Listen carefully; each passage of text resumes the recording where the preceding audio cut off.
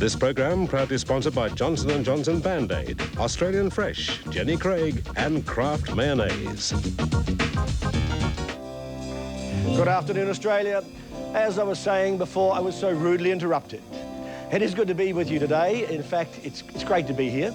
And for the first midday of 1994 and my first day in the chair, well, we have a big show. In a minute, I'll have as my studio guest Australia's top rock star and good friend, John Farnham, and he'll sing for us, plus an Australian version of the Bobbitt case. So, stay with us.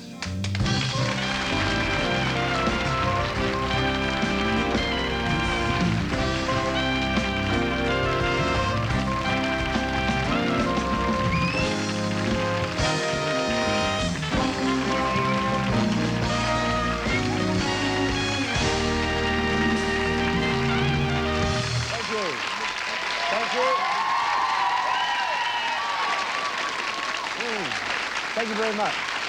Now, because this is the first midday for 1994, and you may have noticed with a different host, there are a few things that I want to clear up before we go any further. The beard stays. I was on holidays in Hawaii and I kept getting calls from radio stations claiming that there have been confirmed sightings of a clean-shaven Hinch. Well, not so. And then on Saturday, I woke up to be confronted by this computerised so-called photo in the Sydney Telegraph Mirror. And you may not know it, but I'm not the first bearded host of Midday. Get a load of this. The one and only Mike Walsh. Speaking of beards and things staying, Jeff Harvey is back this year. Lovely. Jeffrey? Lovely to be back. Terrific.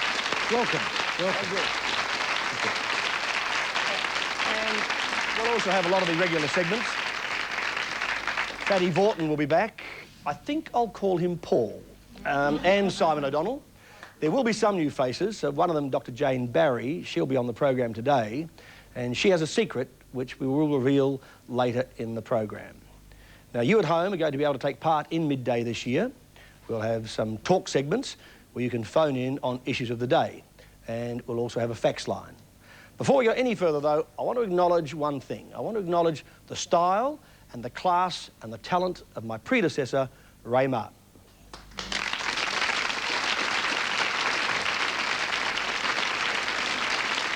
I told him that I'd take good care of his baby, although I will have confessed on his first night at a current affair, I did send him some flowers and some champagne with a note saying, "You'd better be good because you ain't getting the seat back."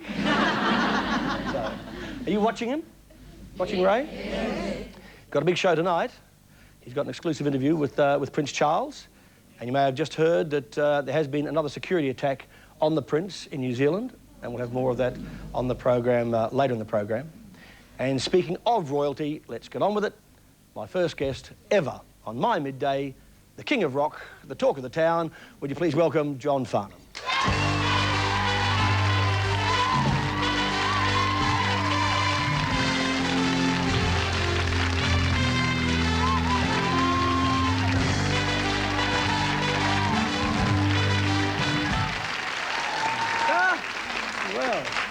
Glad it's you and not me, pal, I tell you. I thought the opening was really good. No, Yeah. it felt comfortable. Yeah. Who would have thought on Ray's last program, well, you were a guest last year and I was a guest last year, that we'll be back this year. You're sitting down there with a tie like that, yeah. Oh, yeah. A tie like that and a shirt like this. Yeah. Yes. Now, talk of the town, and you're going to sing for us later on. Yes, sir, yep. But I've just been told in the corridor you've sold like 30 concerts, 32 concerts. Yeah, it's pretty amazing. I'm really blown away. I actually didn't want to go out and do... Well, I wanted to go out and do this tour, but I didn't expect to have to go out and do this tour because I thought after Superstar that nobody would want to come and see it because, they all saw Superstar and I thought they'd be sick of me by now. But I was really blown away. Well, before we move on to that one, let's go back to a long time ago. I heard Jeff's play on there of You Are the Voice, the biggest single-selling song, I think, in Australian history. Yes, sir. Yeah. I want to just remind you a piece of it and why it sold, because I helped a little bit. To you for doing that. I mean, apart from the fact that you had all that credibility, which no, I'm serious, which gave that song credit. No, seriously, because that song and that part, or what we wanted to try to do, there was and still is, a great deal of abuse, spouse abuse in the world, and we wanted to point that up and make it right or easier for people to come out and say what was going on, and that actually was used in Sweden particularly as used in the fight against spouse abuse, which was great. Listen, I know you've done this 100 times, but go back a bit further than that. And the bad times you've had. I know you in public, the audience knows you in public. You are sort of this image of the Mary Poppins of the entertainment industry. But even in private, you're exactly the same. There must have been a moment, though, when you hit the skids once, when you, inside your head, you said, I may never sing again, except in the shower. Is that true? No. No, I never ever thought that. I think I would be devastated if I couldn't sing. I mean, I'll always do this. I'll always sing. I mean, it's something that I get absolute joy out of. I mean, it's fun for me. Whether I do it well or not is immaterial. I just or whether enjoy it be a big crowd or small crowd. A small crowd, big crowd, doesn't matter.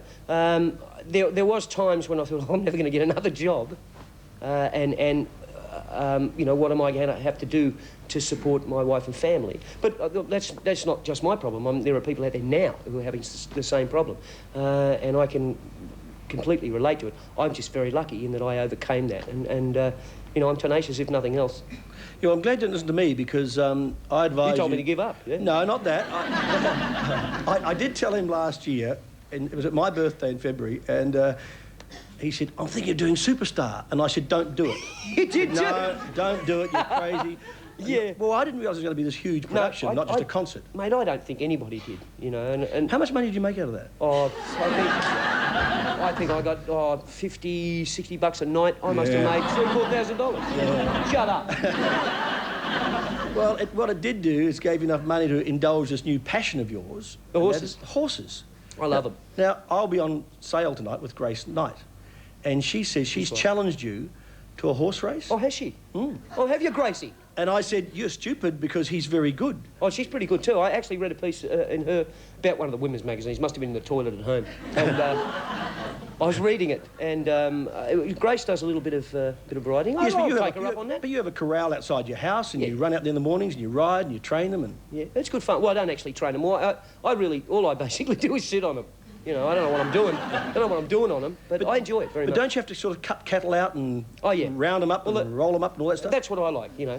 I'm a bit of a cowdy. You know, I've got the boots and everything. See, I haven't got Ray Martin socks. You notice that? No Ray Martin socks. Those shoes are not too big for you, are they, mate? They are very, very big, John. Little shoe line. No, no. Very, very big. No, you're doing a I'm good proud job. to be here. Now, talk of the town. You're all over the country. You start when? February the 11th in Brisbane. I'm going up there a couple of days early because we've got to set up the stage and get the lights all up and running.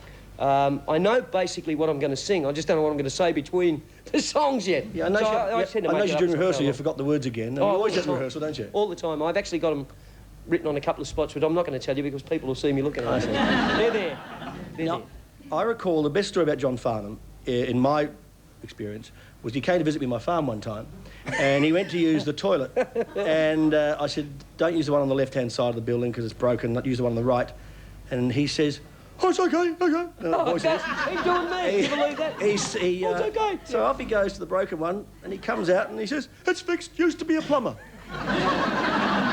Yeah, I fixed it. I mean, there's nothing worse than going to a broken dunny. I mean, especially in somebody else's house.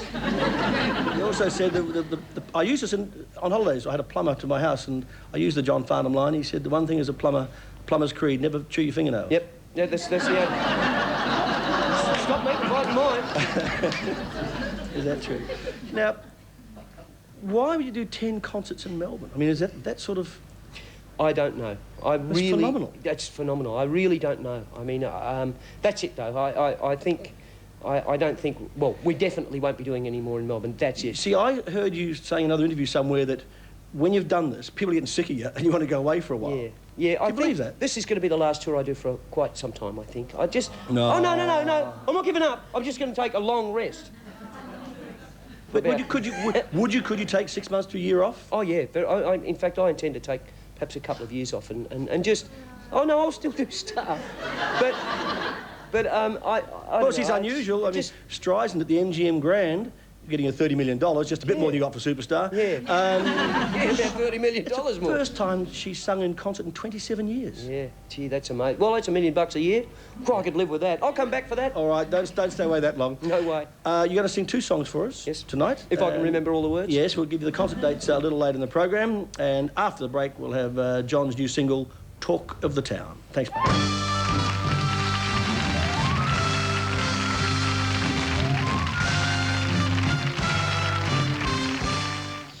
This is Mildura, the heart of orchard country. The constant sunshine and high temperatures make it the perfect climate for growing oranges. And here, the Australian Fresh Juice Company provide the perfect climate for making orange juice. Below zero. Australian Fresh Juice is snap chilled and it doesn't need preservatives, unlike some other freshly squeezed juices. Australian Fresh. Fresh chilled in sunny Mildura. That lady asked for a nice salad.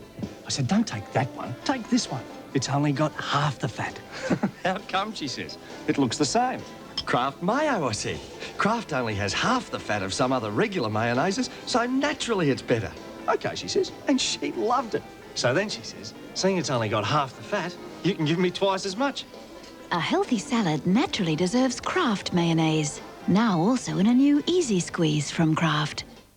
Banana, banana, banana, make those bodies sing. Make those bodies sing. Banana, banana, banana, make those bodies sing. Make those bodies sing. Banana, banana, banana, banana, banana, make those bodies sing.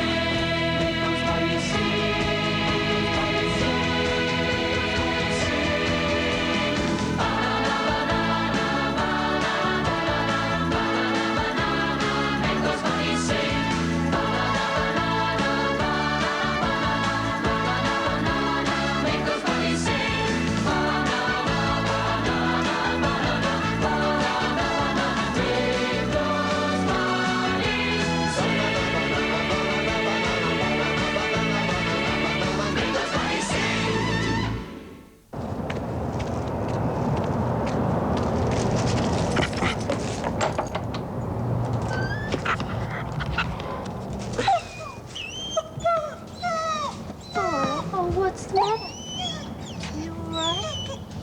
Let me have them.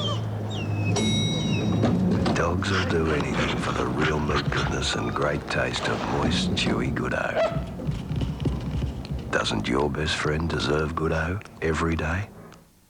Nick Scali is offering 12 months interest-free on all Italian furniture, but only for 7 days. This Italian leather lounge for $2,990. With 10% deposit, that's just $52 per week.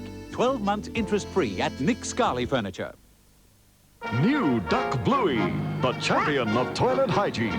Always ready for battle, pop him in the cistern, and Duck Bluey blues and cleans with every flush.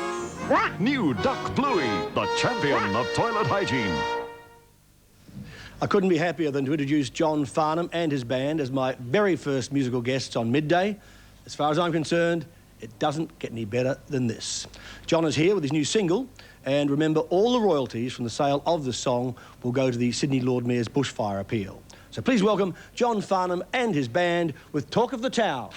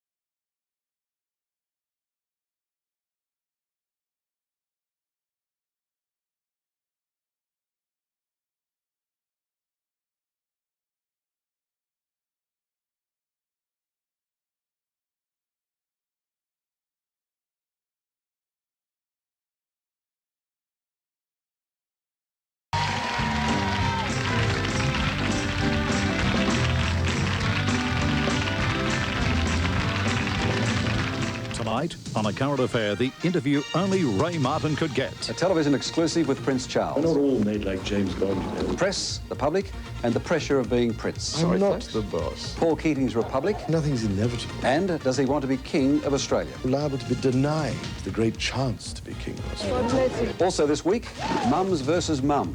Those who work. Can't wait to get rid of their child. And those who won't. I'm at home with my children because I think this is valuable. A Current Affair, weeknights on Channel 9. How much of your life has been stolen by that voice that nags, worries, obsesses about your weight? I'm starting a diet tomorrow. That voice in your head that's so hard on your body. I'm huge. And you. I have no willpower.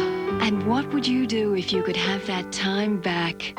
Imagine instead a voice that speaks your dreams and a body that lives them. The new Jenny Craig. Call 131 992. Now you feel it. Now you don't. Now it's hot. Now it's not. Now you fear it. Now you don't. The best way to keep it out is to block it out with block-out shutters. Keep heat, noise, storm damage, cold and intruders from your home with block-out shutters. Phone for a free measure and quote today. Block-out shutters, setting the standard.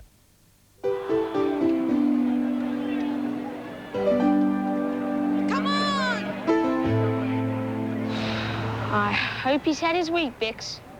I hope he's fighting fit. Without a decent breakfast, you're not up to it.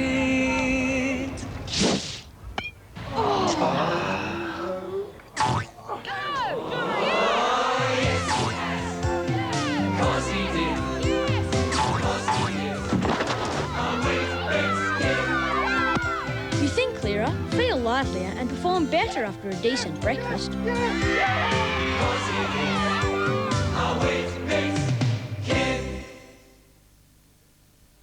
After 7 years in the trade, One Day Auto Paint Silver Water has resprayed thousands of cars. Now we'll give you top quality 2-pack paint from only $699 and up to a 2-year warranty. All this and you don't have to pay today. Pay in 3 months with interest-free finance or as low as $16 a week. Now we have special discounts for pensioners and students. Come to One Day Auto Paint Silver Water for all your rust cuts, body repairs and resprays. 146 Silverwater Road, Silverwater. Open Saturdays.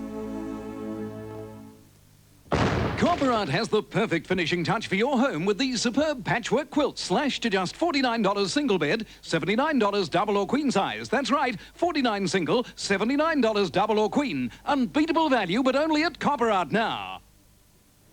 Well, it's official, as if you didn't know it. The Australian population is getting older. In the next 6 decades, the number of people of retirement age today will grow from 2.3 million to more than 7 million.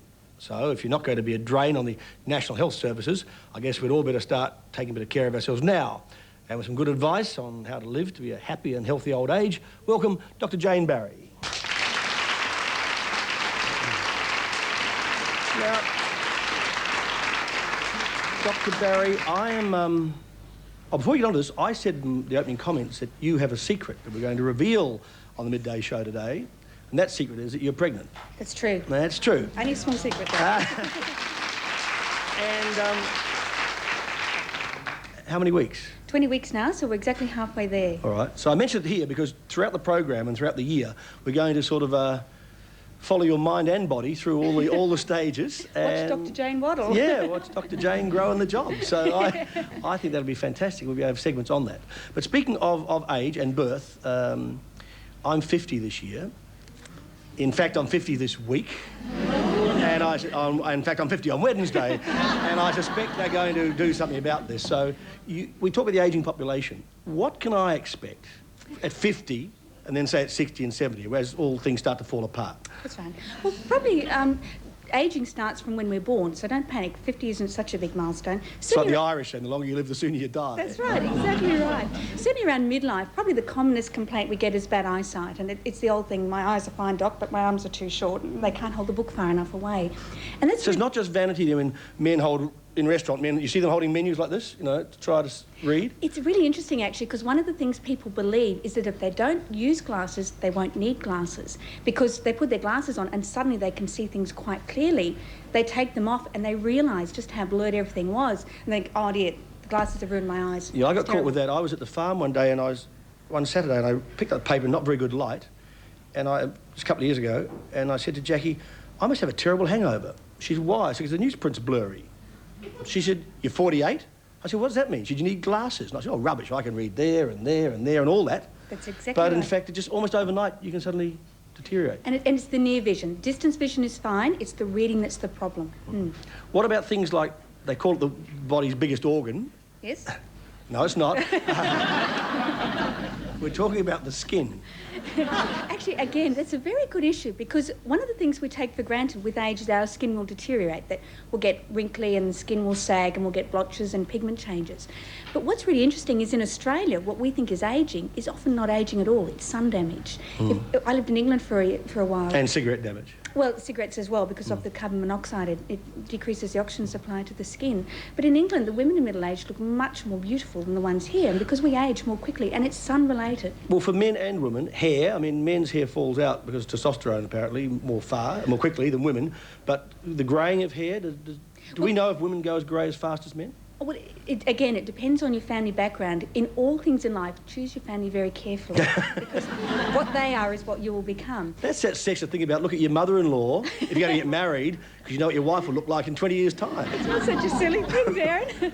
Yeah, certainly the loss of pigment is a common thing, but again, it varies from family to family. Some people lose pigment in their hair very early. Other people can be quite dark to quite late. Men and women lose the thickness of their hair, it thins, but men obviously have the male pattern baldness, you know, the loss of hair around the top and the back that they try and hide so carefully. Now, in recent days, obviously, Hinch has been a target. I saw that mentioned the Telegraph Mirror. Now, somebody around here has come up with an idea of what I will look like at 60 and what I'll look like at 70. Oh, my God. Actually, look at the monitor there. I see that's...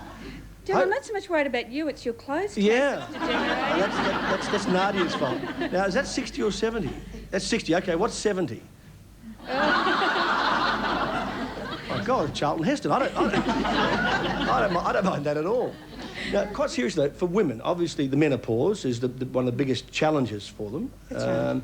What are other things like loss of calcium deposits in your bones, all that sort of thing? Right, all those things again start from very early. Women have the drop-off in hormones at menopause, which is 40s to 50s. Interestingly, men's testosterone starts dropping off in their 20s to 30s, but it's a much more gradual process.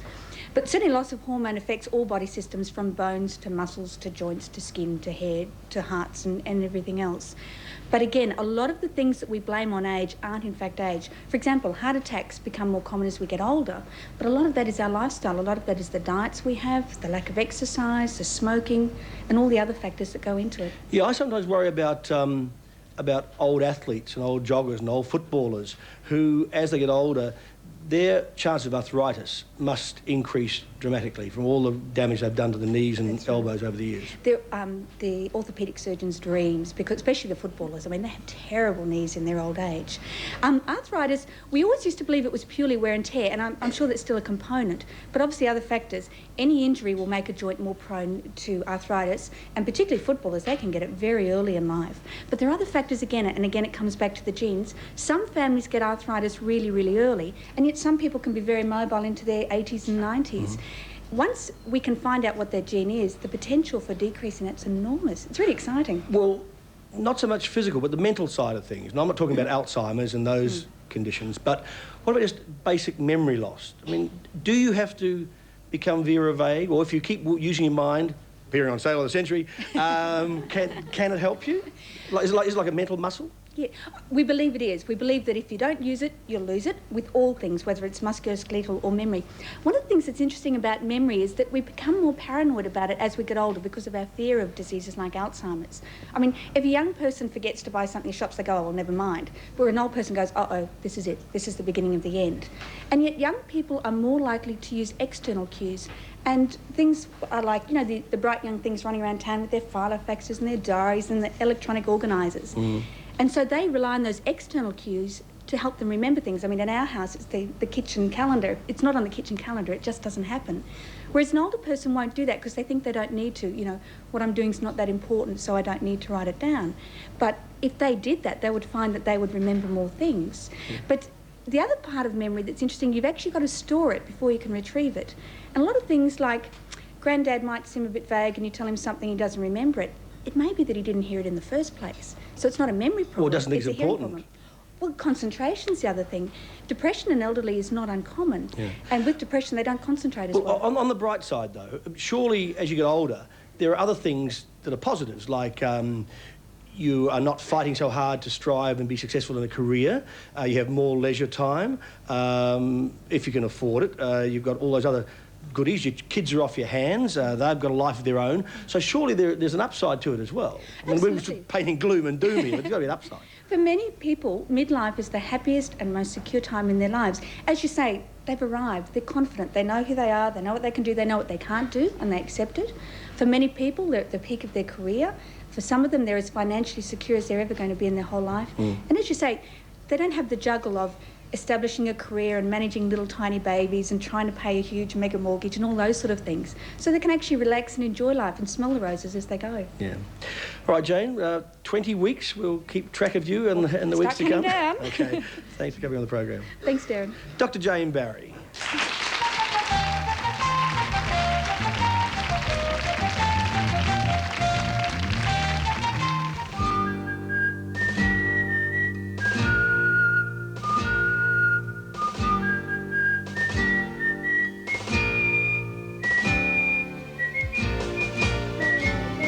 Johnson & Johnson has proven that cuts covered with Band-Aid brand can heal up to 2 times faster than uncovered cuts.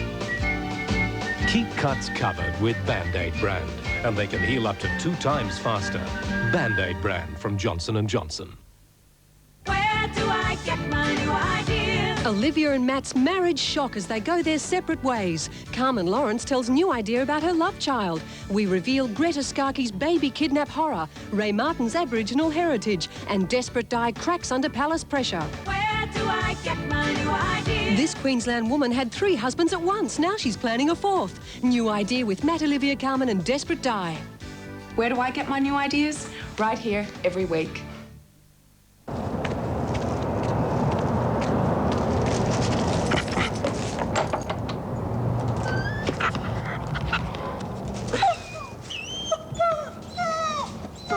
Oh, what's the matter? You all right? Here, let me have a look. Dogs will do anything for the real meat goodness and great taste of moist, chewy Goodo. Doesn't your best friend deserve Goodo every day? At my bank, Advance Bank, this is what we've done to our home loan rate. We've sliced it. Sliced it until it's down to 6.9% per annum. Then, we've capped it. So it's guaranteed not to rise before February 1, 1995. To find out more about a home loan rate that's been sliced, come in and see me at Advance Bank. Remember the good times? 30 years of great Australian rock and roll, from the Easy Beats to the Angels. Flash in the Pan, Billy Thorpe, Mark Williams. Plus TNG, Rose Tattoo, Stevie Wright, John Paul Young, AC/DC. 30 years of great Australian rock and roll on Good Times, double CD and music video. Check them out in the Albert's Bin at all good music stores.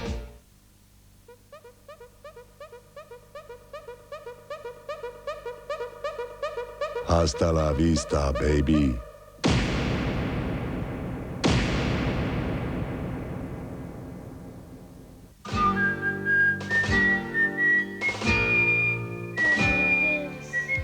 Keep cuts covered with Band-Aid brand, and they can heal up to 2 times faster than uncovered cuts. Band-Aid brand from Johnson & Johnson. Returning with 12 of your favourite stars in a rousing free-for-all. Big week for me. There's a real bad. The new Sale of the Century Celebrity Challenge. Woo! Join Glenn Ridge and new hostess Nikki Buckley, Derryn Hinch, Larry Emder, Lisa Hensley, Shane Warne and more. I'm confident. I'm a bit nervous. Be watching tonight to be in the running to win fabulous prizes, including this $87,000 Audi Cabriolet. Hey, see you at 7. See you at 7. Hi, I'm Jackie Weaver. See you at 7. 6 Star Stellar Nights. The new Sale of the Century Celebrity Challenge starts tonight, 7 o'clock on 9. On the first day of Hinch at Midday, we thought we'd bring you a very special guest, a surprise guest. He's someone who is not exactly a stranger to you or to this program. Please welcome Ray Martin.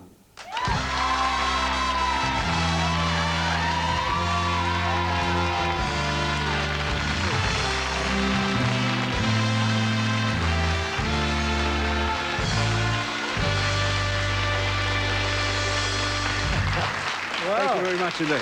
Well, Thanks for this. The set looks fantastic, looks very expensive, and it's good to see Tommy still across there. You couldn't get rid of Tommy. Yeah, that's the truth. Now, I was told you're a bit nervous backstage there. No, not at all. I was just talking to John Farnham. He was telling me all the stories he didn't tell you when he came out here. Yeah, I saved all the dirty ones. I've managed to get him away from that.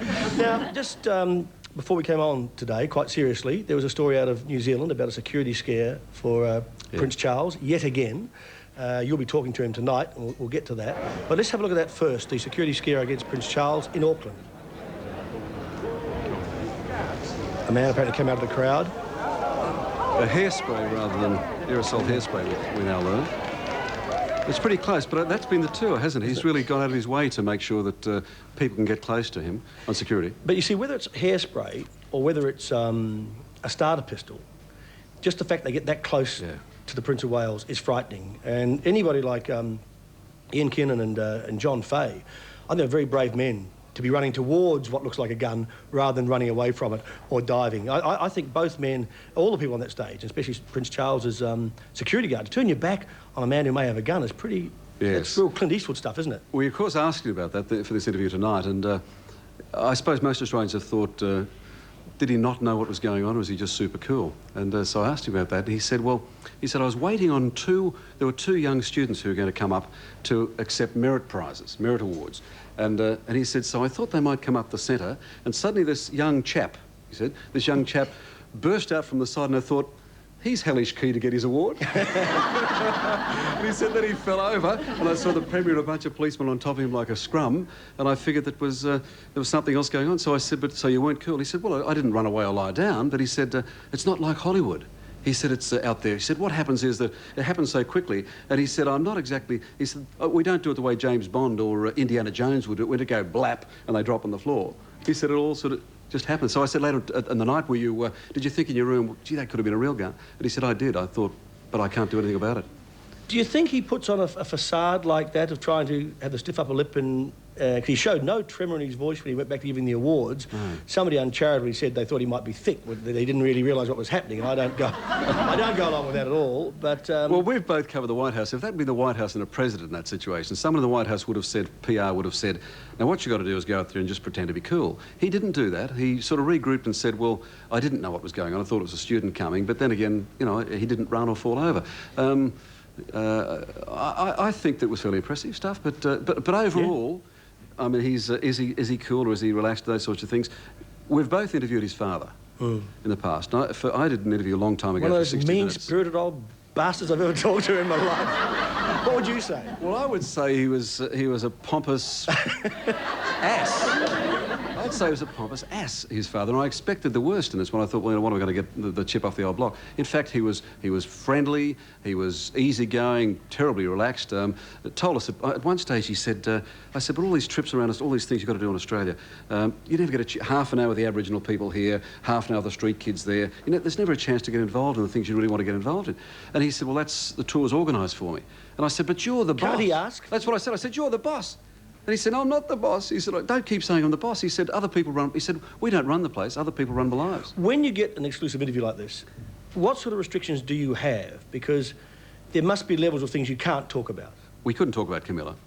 And we couldn't... I mean, and we couldn't talk about the divorce or the prospect of the divorce. And the deal was that we wouldn't talk about the personal side of life. It was carte blanche, no personal side. So you couldn't say, why do you want to be a tampon or why do you want to be in Camilla Parker Bowles' trousers?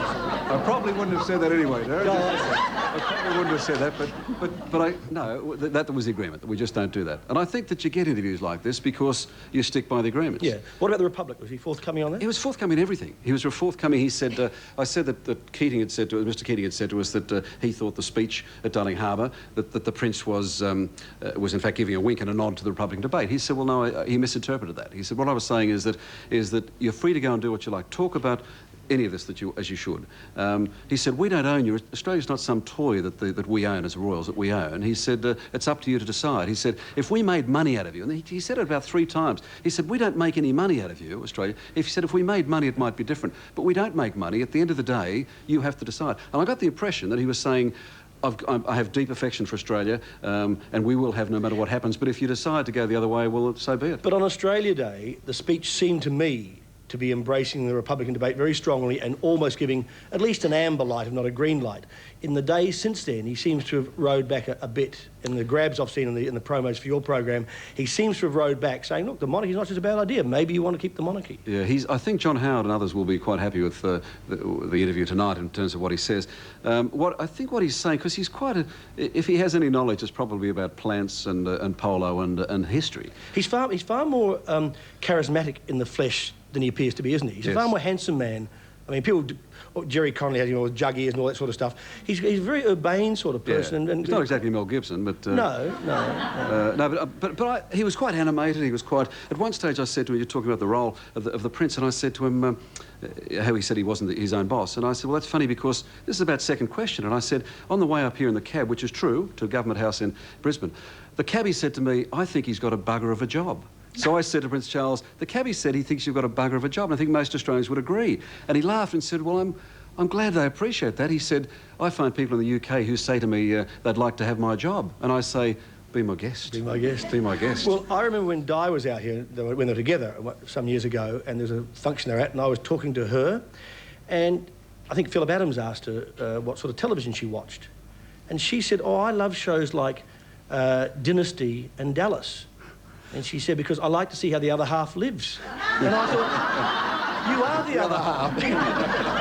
And she was quite serious about it. Yes. Well, he said about the British press, he had lots of buckets about the British press primarily, but he said, talking about soap operas, he said that what they write is a soap opera. He said all the time they write 9/10 of what the British press write. He said they've worked out before I do anything. So he said, I've then got to try and fit the script for a soap opera that they've written. So maybe he was talking about communal... But then both sides have, as turned out in recent years, have utilised the press very well. I mean, they've played them on a break, haven't they? No question. I must say that just in passing, though, that we had a crew of about 12 or 13 people there and do the interview. When it was over, even though he had another appointment, which was quite strict, he walked up and talked to everybody individually. And we've seen American presidents who are feeling like Nixon, who were bad at small talk.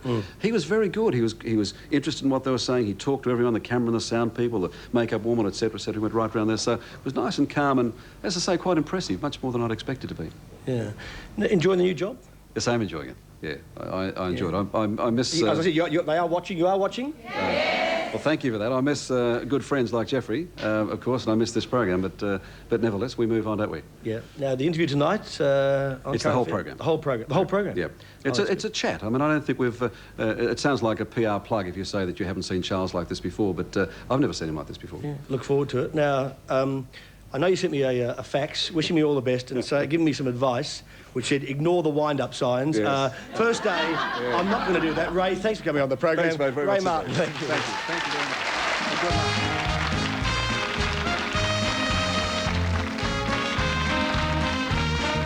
much. Here's Arthur Peart with today's news from Barmix.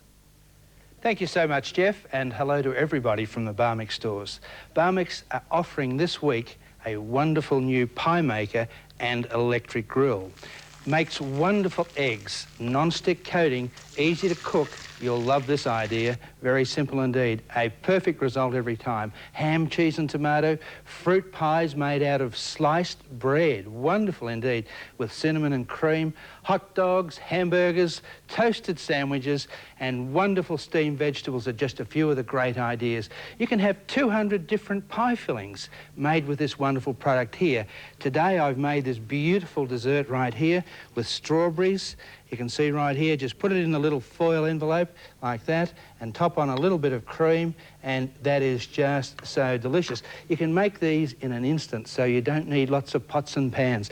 Over here, it comes with the 2 rings and a little pie form mould. All you do is press out the bread, pop it into your pie maker like this, put into the filling, and just load it up, and the pie maker will cook it in just 7 minutes. Here are the lovely pies at just 30 cents a piece, and they are beautiful, fresh, and of course you know what's in them. Save about $1.50 a piece. Now this is exclusive to the Barmix stores. The number's coming on the screen. We urge you to ring to order because these are in big demand.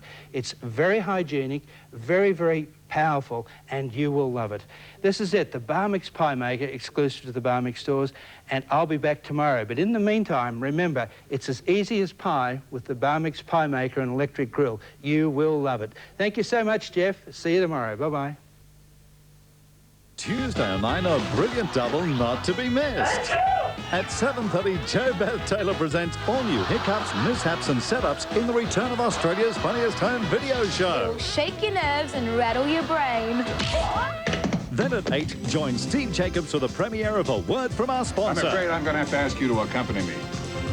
A collection of the world's most outrageous commercials. Following Australia's funniest home video show, Tuesday night on Channel 9. And it's your chance now to have your say, to tell us your thoughts on an issue which has been making headlines around the world. When Lorena Bobbitt cut off her husband's penis, the question everyone asked was, is a wife ever justified in committing such an act?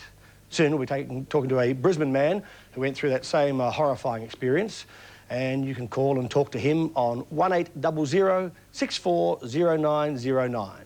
That's 1800 640909, or you can fax us at midday on 1800 639494.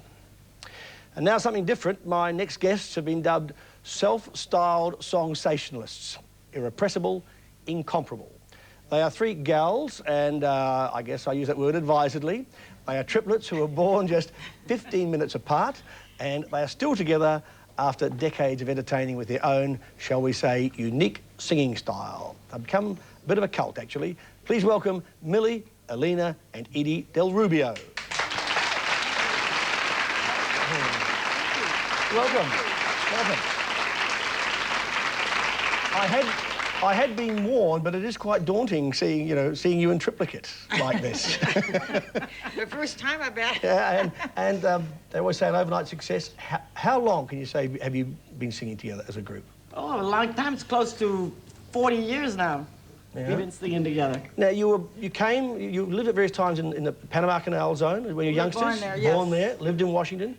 Was your family, your father in the service, or what happened? Our father was a diplomat and an international lawyer, and our mother was pure American all the way down to the Pilgrims. And when did they say, or when did you say to them, Ambassador Father, we're off to Hollywood to try and make a name? Yeah, he almost died. He said, you don't want that jungle life. And we said, well, as long as we stick together, safety in numbers, you know. But it has not been a jungle. No, it has been delightful. If we had life to live all over again, we'd do the same thing. Life is what you make of it, you know. Yeah. If you want the fast lane, go ahead. If you don't want it, stick to it and do a low ceiling. Actually, I know you've been to Australia before. I love it. I read a funny line from one of you. I'm sure it was a slip of the tongue, because you said, oh no, we've toured in 40 countries, we've been all around the world. We've been to Asia and India and Australia and all those other sorts of countries you'd never visit again. You said that. See, we talk so fast we don't think beforehand. But since then, of course, you've had some good successes, haven't you? You've been on the Letterman show, the Here We Heard show. We've been on the Letterman and the Golden Girls, Married with Children, the whole stack, and without an agent. It's amazing. Well, it started with what we call the young adults liking the way we do their music, and we were not thinking of them at all. We were thinking of entertaining people of our era because we love rock and roll, and we do it in such a different way than the young people do it. And so we didn't even think about entertaining them, but they fell in love with our style, and I think it's the first time they can hear the words. You'll be right. You've also found... Yeah, we tried it out at convalescent hospitals. We've been doing them for 20 years now, and that's all they want to hear because it's really uplifting. But quite seriously, you did start out in nursing homes and convalescent hospitals, didn't you, for your, we did for not your start mother? out with that. We had a career. We were in show business, and then when the Beatles came in... and knocked you off the top spot. They revolutionized the whole world, and then everybody else with us quit, the singers anyway, or else they stuck to what they were doing. And we always follow the trend. We try to do everything that's up to date. There's no sense living in the past, so you can't bring it back, right? You have to keep up with the young people, and after all, they're the rulers of the world, and they have beautiful music. They have beautiful music. The only problem that the older people have with rock and roll is that they're too loud for their hearing. But if they would cut down on the noise, like we have, they would love rock and roll. Now, how come the three of you stuck together for several decades, shall I say? Yeah. Isn't he polite? And none of you have ever got married? Never. No man has ever been worthy of any one of us.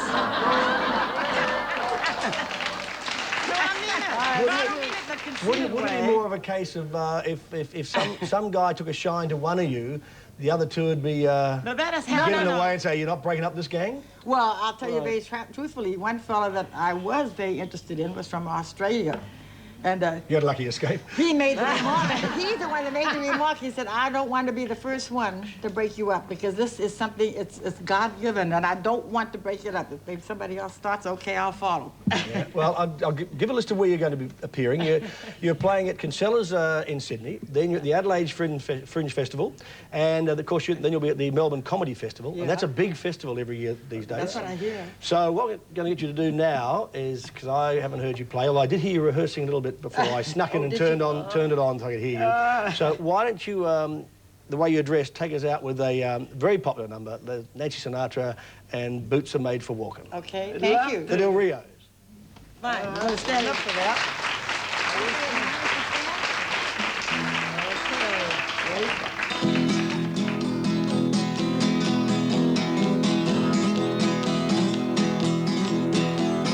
You keep saying you got something funny, something you gonna love, but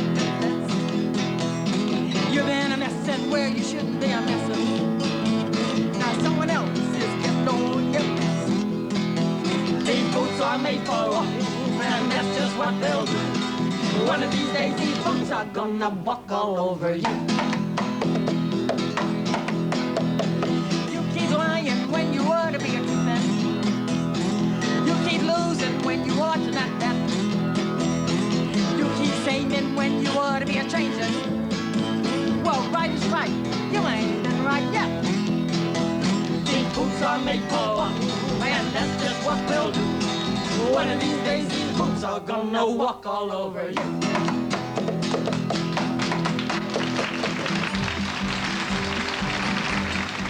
Come on down! Summer's #1 sensation is on the move. It's a new time. The same great excitement at a much better time. Now 5:30. Price is Right, now 5:30 weeknights. Starting tonight on Channel 9. Your weight isn't the problem, it's a symptom. You'll learn a lot about yourself with the new Jenny Craig. We'll help uncover the real problem. Our new personal weight management profile will identify your overeating issues. Stress, inactivity. Our new program is tailored just to your needs, so you can channel your energy to your solution. The new Jenny Craig. Call now, and when you come in, we'll give you your personal weight management profile free. Call 131 992. Banana, banana, banana, make those bodies sing. Make those bodies sing. Banana, banana, banana, make those bodies sing. Make those bodies sing. Banana, banana, banana, banana, banana, make those bodies sing. Make those bodies sing.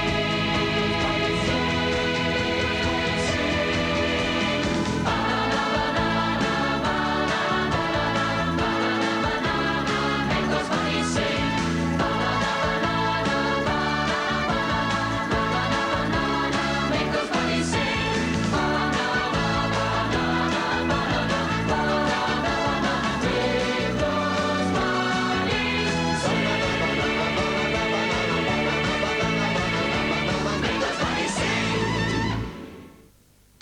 months, TV soap magazine previews an explosive reunion when the young and the restless meets the bold and the beautiful on the same show. And Carly marries her boyfriend's father on Days of Our Lives. There's a scoop from Police Rescue, the movie, and stacks more in TV soap magazine. Out now.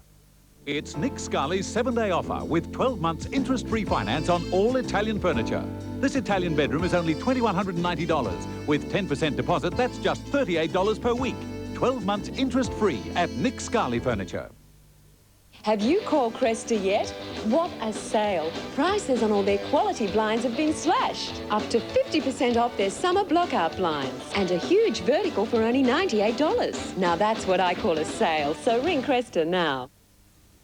When the burning, itching and soreness of hemorrhoids flare up, medicated Anusol wipes give you soothing, cooling relief on contact. For hemorrhoid flare-up, use medicated Anusol wipes from Park Davis. See the movie that paved the way for Mrs. Doubtfire. You have beautiful eyes. Well, thank you. Dustin Hoffman, Jessica Lange, Bill Murray. If you could just see me out of these clothes, I don't know. For the first time on 9, the original gender-bending smash, Tootsie, Tuesday, 8:30. Everybody has heard about the Bobbitt case in the United States. The wife's revenge against a husband she said beat her and forced her to have sex.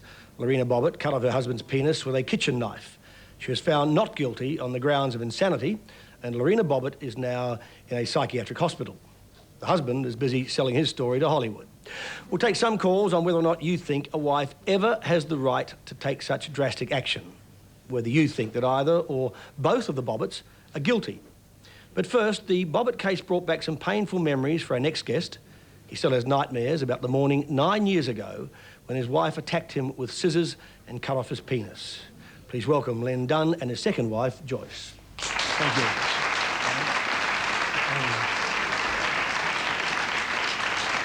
First of all, Len and Joyce, you would have both obviously followed the Bobbitt case in the United States. How did you feel when all of the jokes started, the T-shirts and all that sort of stuff, and people making the whole thing a carnival? A circus. That's all it is. Just a circus. It's disgusting as far as I'm concerned. Yeah. And when the husband got off for beating his wife, and then she got off on the grounds of temporary insanity, that must have jolted you as much as anybody except the participants. Well, that's right. I was amazed that she got off after what she'd done. I mean, he went to trial and got off for beating his wife and raping and whatever, and she went along, and then she got off for cutting his penis off. It's just not right. It's not justice at all. Now, in your own case, 9 years ago, you were attacked by your first wife, Faye. Tell us how all that happened in the morning. I understand it happened one morning. Well, in the morning, I was lying on my left side asleep. It was about 8:30 in the morning, and I got this dreadful headache on my right side of my temple. And I pressed the pain to stop the pain, and actually I felt the hammer hit my hand. And I sat up and looked at my wife, and I said, "What's going on?" And she said, "I hate you for what you've done to me." And then I looked in the mirror, and I could see myself in the mirror, and I could see the blood down my face on the bed. And I thought, God, she's trying to kill me. I said, "You better get an ambulance or something, or drive me to a hospital or something." And then I raced in and had a shower, and while I was in the shower, the shower door just sprung open, and if you'd seen Psycho, that's exactly how it felt to me. The shower scene from the movie. Mm. Yeah. She just come straight at me with these pair of scissors, and she grabbed my penis and took a swipe with the scissors, and she said, "And nobody else is getting this either." And I pulled back in a hurry, pushed her out of the way, grabbed the towel. It was a yellow towel, grabbed the towel, and I stuffed it down between my legs, and I raced into the bedroom. I dialed 000, and then she came back to me, and she sat down in front of me, and I said, "God's sake, Faye, get something and stop this bleeding." So she got a tourniquet, and she stretched it around, and as calm as any now, and she just tied it around, I should say, and then just stretched it out as far as she could go and zapped with the scissors. And so quickly, it was so, I couldn't believe that she would do it a second time to me. And then she raced into the kitchen and just threw it in the garbage disposal. And I ran in, turned off the disposal. I knew that was it. If I'd never got it then, I'd be finished for life. So I... Well, gee, you can let people giggle about it now, I know, but yeah. you must have covered that distance and fairly fast. I reckon I would have done the marathon. Honestly, I retrieved it and I come back in the bedroom and I looked at this thing. So one of your mind had just gone crazy. Derryn was life or death as far as I was concerned. If I don't have him, I'm dead. You know, I mean, I might as well be dead if I don't have him.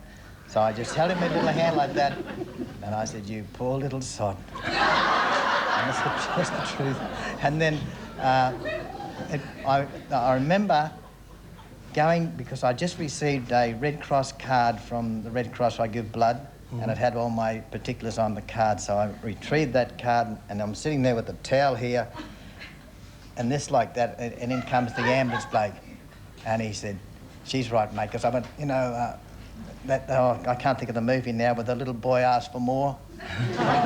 Oliver and a bowl of gruel. Yes, I put my hand on that, and I said, like that, and he just looked at me and said, "She's right, mate, I'll take care of that." And he just took it off me and put it in some ice, and I ended up at the Royal Brisbane Hospital first. And I got this thing in my hand again, and she said, "What's he doing with that?" And I said, "No," she said, "we don't want that. We'll do our own blood here."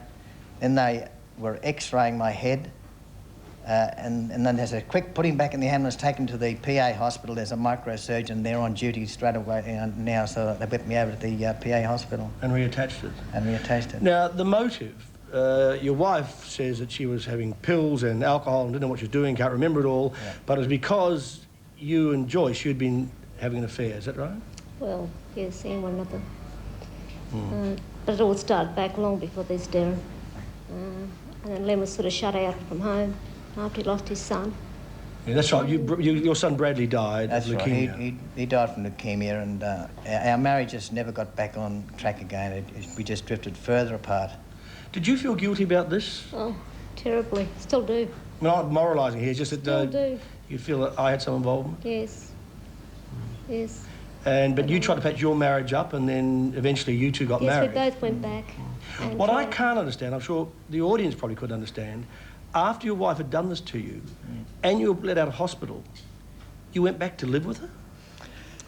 Yes, well, I went back to live with her because her solicitor, I went with her one day to her solicitor. Did you hide the knives and the scissors? I did. Yes, I'll tell you that. Yeah, sure, I'll tell you that in a moment. But her solicitor said it would be better for you if you move back to the marital home for when her trial comes up or her hearing. So she was charged with grievous bodily harm? Yeah, but this was before this. This is what the solicitor said to me. So I went along to another solicitor and got him to write a paper up for me, and he delivered it on the day of her trial, whatever you like to call it, her hearing. And but her solicitor said, move back to the home and appear at court with her, like, you know, walk in the door with her and all this. Why? To make that case look their side. To make her case look good. So why was the case dropped? Why did you back off? Why didn't you insist on testifying? I mean, I'm very you were the soft. one who'd been mutilated. I'm very soft, Derryn. I don't want to hurt anybody. I didn't want to hurt anybody. I couldn't stand to see her suffering like the way she was. I know I was suffering, but... Obviously, the question that everybody wants to ask, and they're all too embarrassed to, especially in the studio audience here, would be, can you make love now? Can you get an erection? Yes, I can. I can. I have problems. Derryn. A lot of problems. I still have problems, but I mean, I can. But you must have, I mean, been quite serious about it. It must have been thanks to you that you have been understanding and very much helped so. him. Yes. She is very good to me. Too. She's very good. Yeah. She's understanding. She's patient with me. I mean, I go through some terrible problems and I just give up the ghost sometimes. Obviously, you're very supportive of each other now, but how long after the operation could you make love again? I'm glad you asked. Oh. 6 months, almost to the day. When it happened, Joyce and I both burst out crying. It was so wonderful to think, because honestly, I had intended that if it wasn't going to work, I was going to mutilate my wife. But it's not, yeah, well, see, that's not getting anywhere, but I understand that sort of feeling. It's the arguments about if Bobbert had done it to his wife with a broken bottle, you wouldn't have all the funny jokes and he wouldn't be a hero, he'd be a bastard, you know. Yeah, that's right.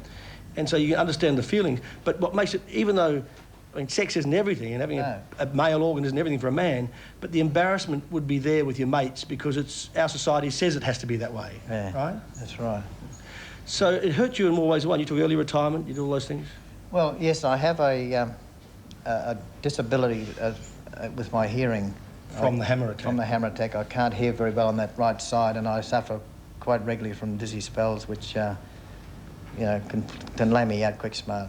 And you mentioned that the nightmares that you still sometimes have. And the nightmares, Derryn, I wouldn't be too hot in the shower either, I can assure No, you won't. At home now, No and this offence, is nearly 9 years later, or well over 8 years later, I cannot have a shower on my own in the house. Like, if Joyce is in the house, fair enough, I can have a shower. If she's not there, then the house is locked up. You won't do it. Yeah. I won't. All right. Stay there. We'll be taking some calls, and we'll be back. We'll be back with Len and Joyce Dunn.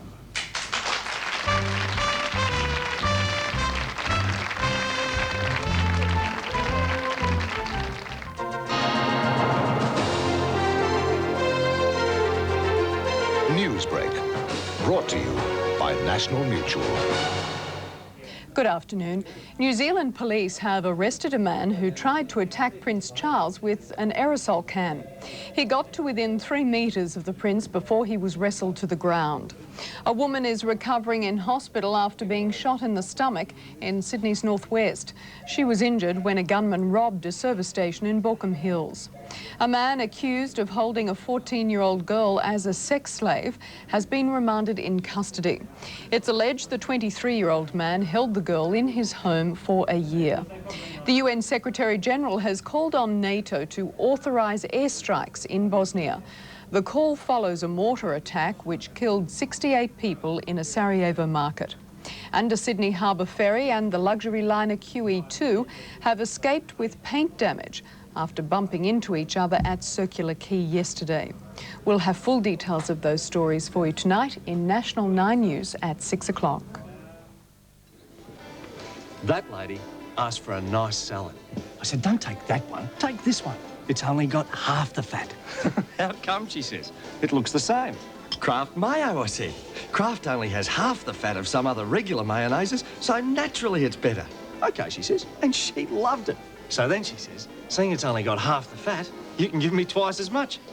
A healthy salad naturally deserves Kraft mayonnaise. Now also in a new Easy Squeeze from Kraft. Now you feel it.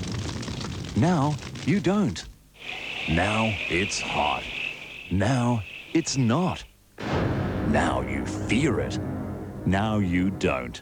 The best way to keep it out is to block it out with blockout shutters. Keep heat, noise, storm damage, cold and intruders from your home with blockout shutters. Phone for a free measure and quote today. Blockout shutters, setting the standard. Bikes, balloons, balls and beach houses, cats, cottages, canoes and cars, dogs, dairies, diamonds and dustbins. They're all for sale in your local trading post. If you're in the market for a particular item or if you want to sell something, talk to us at your local trading post. Your local trading post provides a huge selection of classified ads which can guarantee you cash for any unwanted items. If you're buying or selling, you need your weekly local trading post. It's available from newsagents everywhere.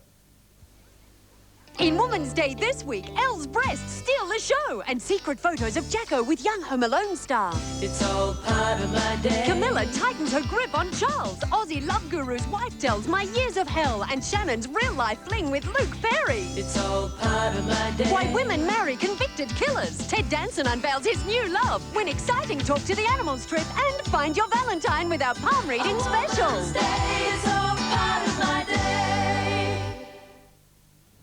Welcome back. We're discussing Australia's equivalent to the Bobbitt case, the one in the United States, with Len and Joyce Dunn. And take some calls from you from around the country, some questions from the audience.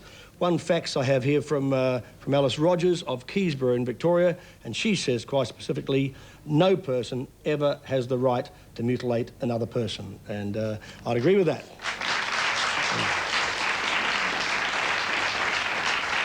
And we'll take a call from Sue. Hi, Sue. Hi, Sue. Sue's in the audience. Did you feel the need for revenge at the time or any time since the event happened? Have the question again? Did you feel the need for revenge at the time or any time since the event happened? Yes, I did actually. when I was in hospital there for 28 days, I was told that it would never work again.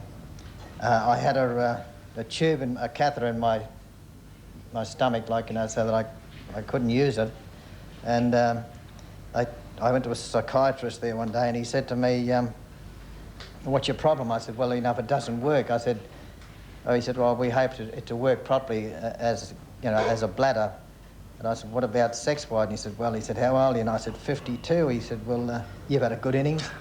Yeah. You also, of course, had a number of operations, didn't you? Even just for basic things like urination, you had to keep going back to the hospital for. Yeah, every 6 months for 5 years I had an operation. I've been discharged. I'm finished now. Yeah. All right, we'll take a call from Brett. Brett, good afternoon. Good afternoon, Derryn. Welcome to Midday. Thank you very much.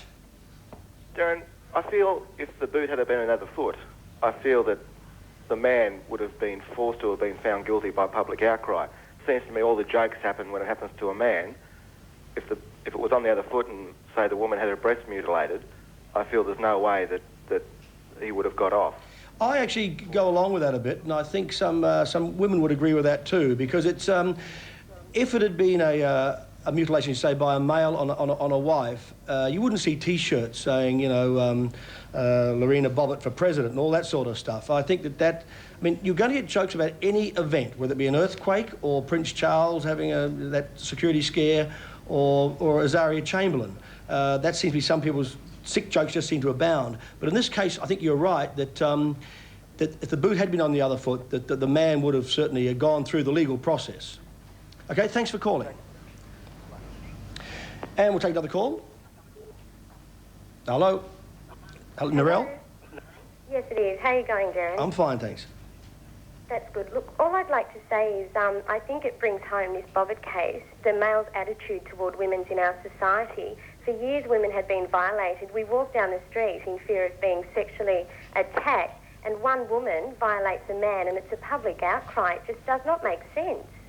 Look, I agree with you along the line that about the violation of women and men coming home from the pub and thinking that sex is their right, you know, and that foreplay is "Are you awake, Joyce?" I think. Sorry, I didn't mean Joyce. I meant.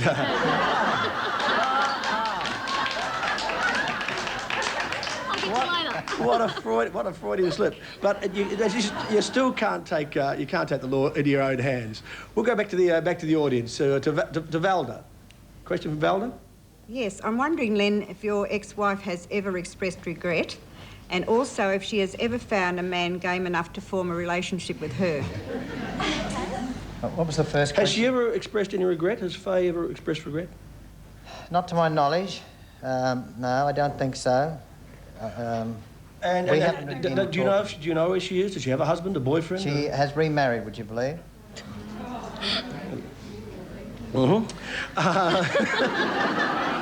Actually, seriously, your family, though, they obviously thought your involvement with Joyce was enough for you to be to blame, and they sided with your wife, and in fact, to the extent that you virtually lost not only your appendage, but you lost your family as well, because you didn't go to your daughter's wedding, did you?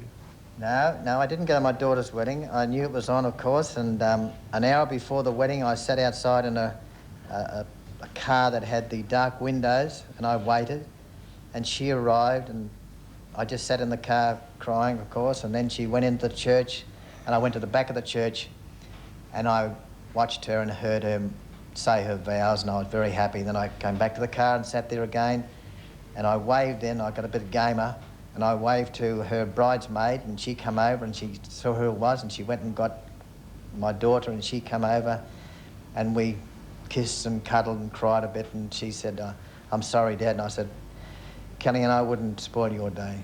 So, and then she went back inside, and then my son come over, and we talked for a few moments, and then when it was over, the bridal party went past, and she stopped the car, and we had some photographs taken. Yeah, that's nice. That was lovely. And now, as the years pass, are you spending some time talking with your family, with your children? Well, yes. Actually, Derryn, what happened just recently was that we were contacted by that program, you know, Women's Day, and I'd already sort of committed ourselves to it, and my daughter made contact with me with my granddaughter. A week before. Week before. And this nearly killed me when, you know, that I thought that all these years she's starting to come round now. And publicity may make her shy away. This may absolutely kill it again. Well, for I another hope it doesn't. I hope. No, I hope it doesn't either. I mean, I don't want to hate me or anything like that, because I've done my best for my kids, and I have never beaten my wife, my first wife. I've been good to my your second one either. I'm not that type of person. I'm a soft person, and I don't. I don't. You don't sound like a him. vengeful person at all. No. We'll take another call from Mandy. Mandy, good afternoon. Good afternoon, Derryn. Welcome aboard too. Good show. Thank you very much. I've just got a couple of things to say. Number one, Len and Joyce's case is totally different to the Bobbitt case in America. I read Len's story, and the thing is, he didn't abuse his first wife either physically, mentally, sexually. So, as far as I'm concerned, she really didn't have a right to do what she did. But in the Bobbitt case, I agree with no conviction, but certainly not under the cases of temporary insanity. I mean, no woman's put on this earth to be abused by, or man for that matter. That's quite true. But if you saw the TV news reports, I thought Mrs. Bobbitt should have got an Academy Award for her acting on the stand that day. I've got to agree with that. I mean, she went left. I mean, the man sounds like a beast and a horror, and it is sick that I read at the weekend that he's had 500 offers of women who want to go out with him. I mean, could you believe this? You give females a bad name. Okay, we'll take another call from the audience, from Lorraine. Yes. Len, I'd just like to know how you feel about infidelity, and would you do it again? It's... Sorry. The question, how do you feel about infidelity? Virtually, you're saying, Lorraine, is was it worth it? Well, it's... that's a hard one, Lorraine. I don't know how to answer that one. Look, I tried to stop seeing Joyce, and we both made this pact that let's end it now before it gets out of hand. And all I can say is, in the article, I think I may have said it, but I've said it anyway, is that you cannot turn back the tide. Once the tide is coming in, you cannot push it back, and that was it. Because you did split. You went back to your husband, you went back to your wife. I was already with my husband. And then the magnets just kept being drawn back. And back to that time that I was with my wife for the court case, yes, I did. For 2 weeks, I hid the knives and the hammers and the scissors. It's under the lounge chair. And after 2 weeks, this was about a week before she went to trial, I said, look, I've had enough of this. They're there. If you want to do me in tonight or any night, do it. I've had enough. And that was true. And she also rang me, Derryn, wanted me to go over and see her and to try and help her get back. After it happened? No, this was before when it all came out. That's not so unusual sometimes. That often happens. Yeah. All right, we're out of time. Thanks for your time. It takes a lot of guts to get up and do this, Len, and thank you for coming here. Thank you. That's quite all right, bro. Len and Joyce Dunn.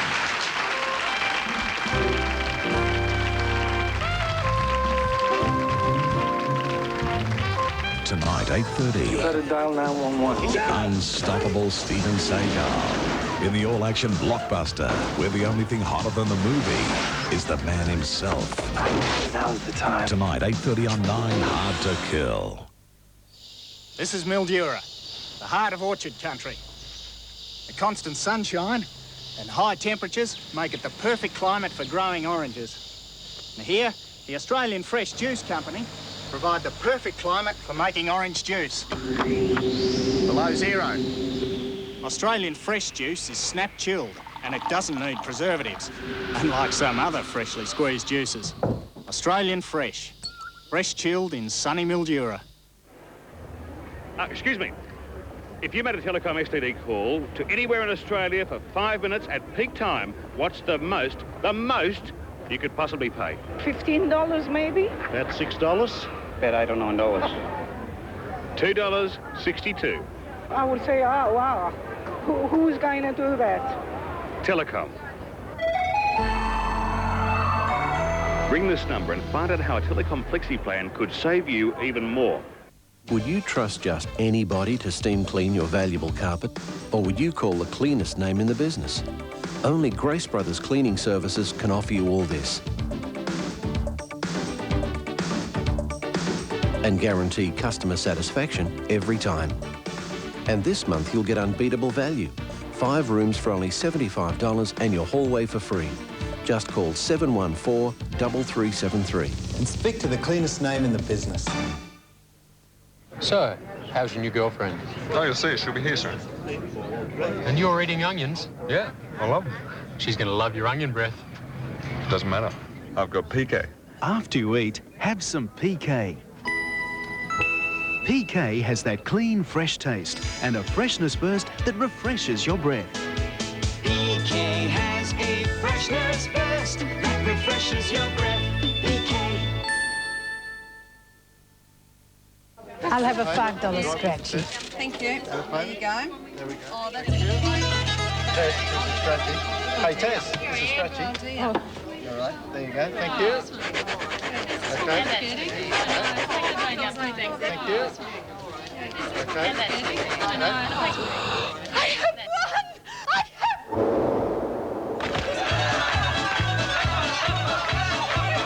Nothing else can separate scraps. 8:30 Thursday on 9. We've got the film. The King, Kerri-Anne Kennerley, joins Ray Martin. Did you really? Did you catch on fire? Yes. To relive a lifetime of laughter, Kerri-Anne Kennerley, Ray Martin presents a 60th birthday tribute, 8:30 Thursday. Well, we had a lot of calls and a few faxes, and so that new segment obviously worked, and we'll be doing that again on Midday this year. I was just thinking, after what we've been talking about for the past few minutes, maybe the next song is not exactly appropriate, but at least it gives new meaning to the lyrics. Anyway, it's one of my favourite songs, and I asked him to sing it. Would you please welcome again John Farnham and Only Women Bleed.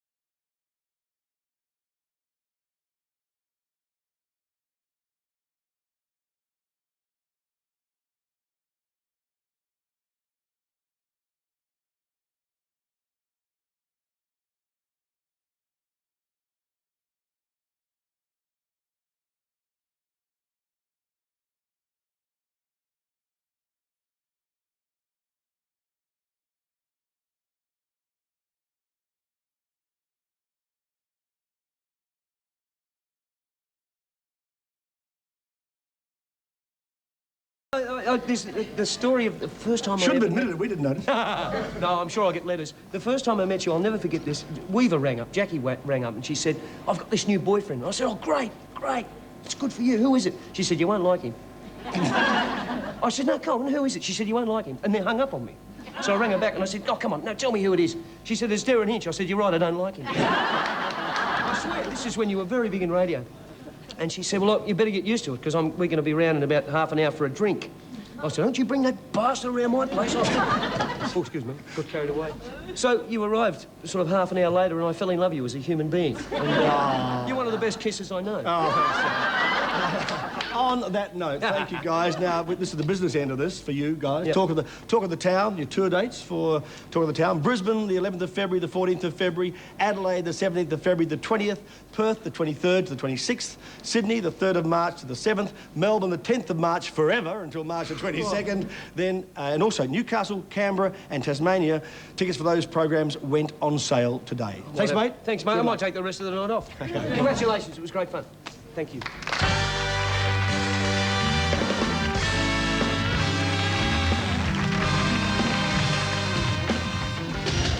The Tooheys Challenge, adrenaline-charged action where there's no second chances. 8:30 Wednesday, Illawarra take on Penrith live from the Penrith Football Stadium. And at 11, Canberra clash with the Gold Coast. The Tooheys Challenge exclusive on 9. If you enjoy the Sydney Morning Herald once or twice a week, why not have it delivered every day? Maybe.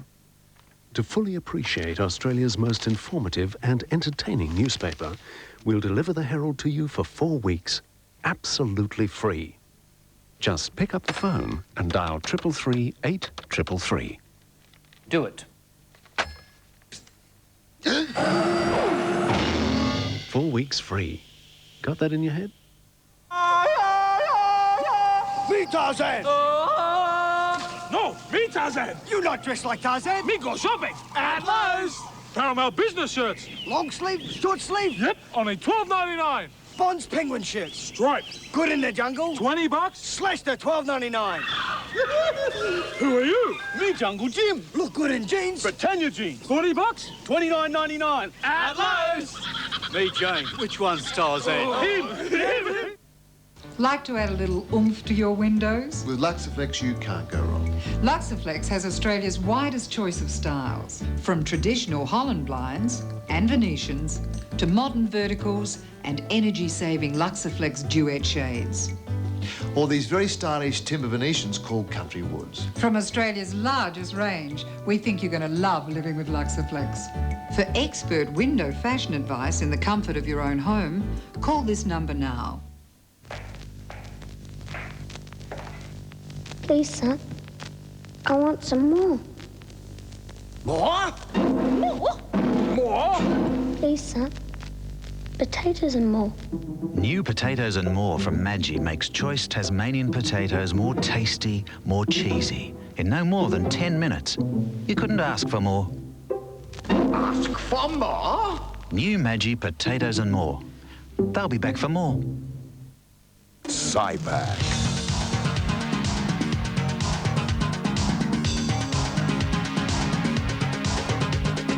It's a boot for your bike. Cypack, available at World for Kids, Big W and Toys R Us.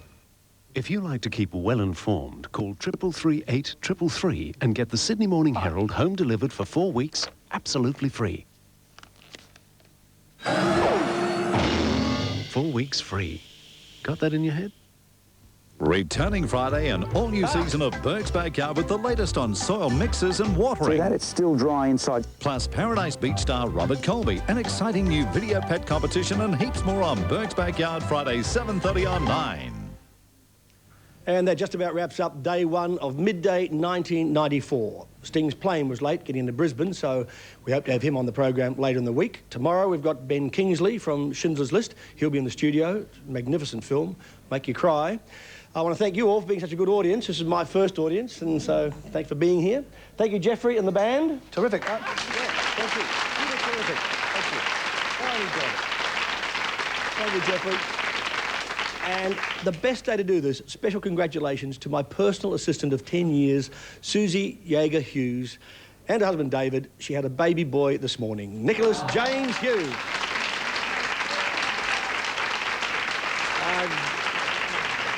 That's a good luck omen, Susie. Now, remember Ray Martin's exclusive interview with Prince Charles? That's tonight on The Current Affair. And if you stay on 9 for the return of Sale of the Century, you'll see how a certain bearded Midday host goes in the first heat of the Celebrity Challenge. So until tomorrow, that's life. Bye.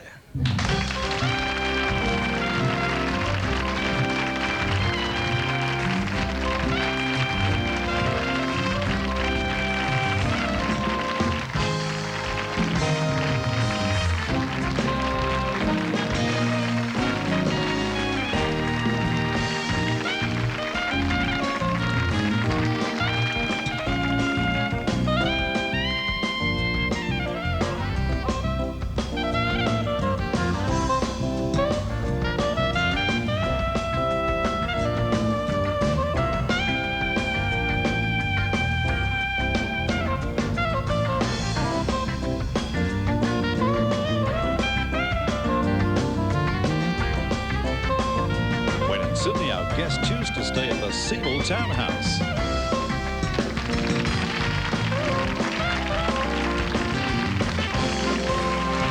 This has been a National 9 Network production. Ken Sparks speaking.